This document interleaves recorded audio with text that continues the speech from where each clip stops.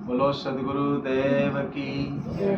संत समाज की जय। भक्त समाज की जय।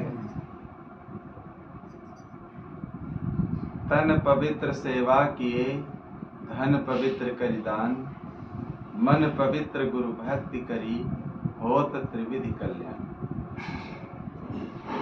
मनुष्य का 3 प्रकार से कल्याण होता है। पहली बात सदगुरु बताते हैं सेवा। ये तन कैसे पवित्र होता है? सेवा करने से पवित्र होता है। शरीर तो हमें मिला है, लेकिन जीवन में जो व्यक्ति देखे उसका शरीर सार्थक नहीं होता। शरीर तो एक दिन छूट ही जाना है, शरीर तो एक दिन ये नष्ट ही हो जाएगा। कितना इस शरीर को तुम संभालोगे, सुरक्षा करोगे, लेकिन इस शरीर से, जीवन से जो सेवा करता है, दीन दुखियों की, माता पिता की या कोई अतिथि की, कहते हैं सेवा करने वाला का पद ऊंचा होता है। हनुमान जी कौन थे? राम के सेवक थे, लेकिन राम से ज्यादा देखे हनुमान का सम्मान लोग क्यों करते हैं? आज पूरे भारत में, इंडिया में देखिए कि जितने राम के मंदिर आपको मिलेंगे उससे ज्यादा हनुमान के मंदिर मिलेंगे। हनुमान को आदर की दृष्टि से इसीलिए लोग देखते हैं कि हनुमान जी राम के सेवक थे, राम की सेवा करते थे।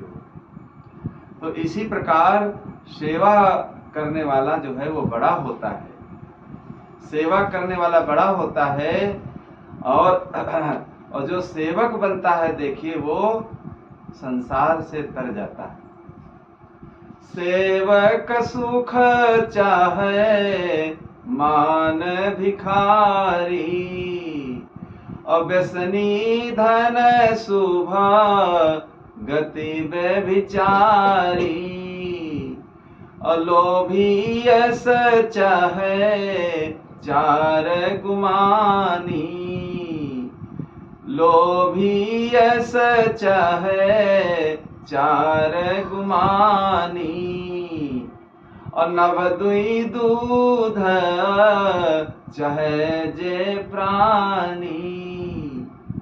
गोस्वामी जी रामचरितमानस में कहते हैं कि सेवक सुख चाहे मान भिखारी। अगर किसी की सेवा में आप हैं, सेवा कर रहे हैं और अपने शरीर का सुख चाहते हैं, तो आप सेवा नहीं कर पाएंगे।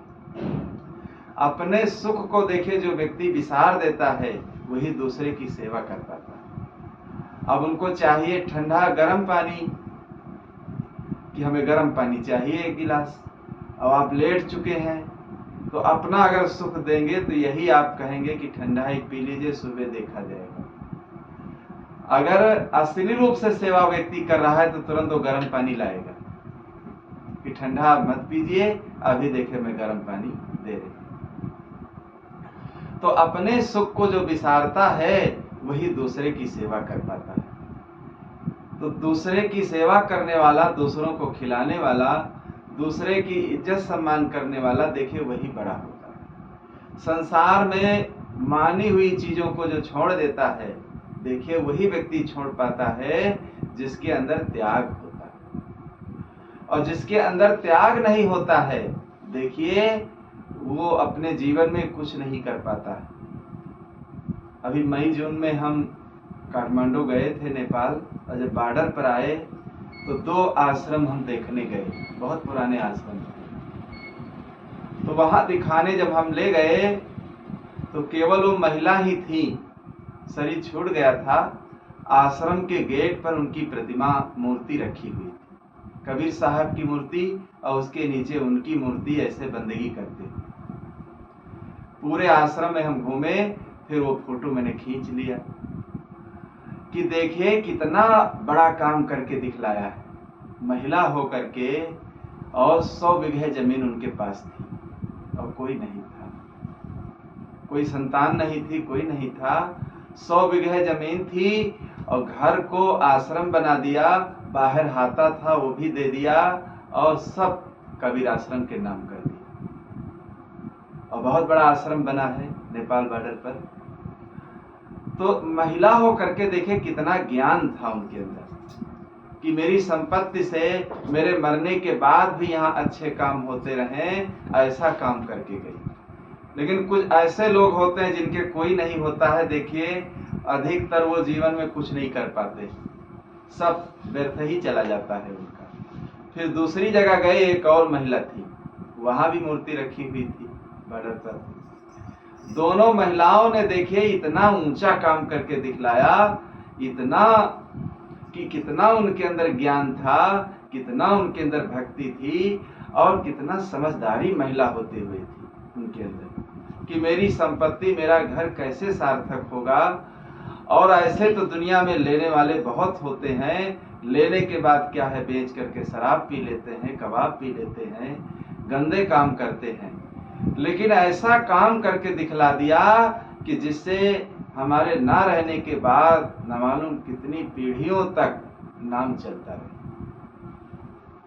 तो संसार में एक बनाने वाले होते हैं, एक बिगाड़ने वाले भी होते हैं। तरह तरह के आदमी होते हैं संसार में, एक खिलाने वाले होते हैं, एक छीनने वाले होते हैं, एक सेवा करने वाले होते हैं, एक लात से मारने वाले भी होते हैं संसार में।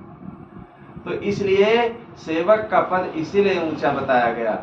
अभी उड़ीसा के समुद्र के किनारे देखिए, कबीर साहब जब काशी से गए, आज से 600-700 वर्ष पुराना वो आश्रम है। जब काशी से गए तो वहां के राजा साहब, उन्होंने उस आश्रम को बनवा दिया था। 2-3 एकड़ में बना हुआ है समुद्र के किनारे। हम लोग गए, देखिए हम लोग भी 3 दिन रहे वहां आश्रम में। 3 दिन रहे, समुद्र के किनारे ही लहरा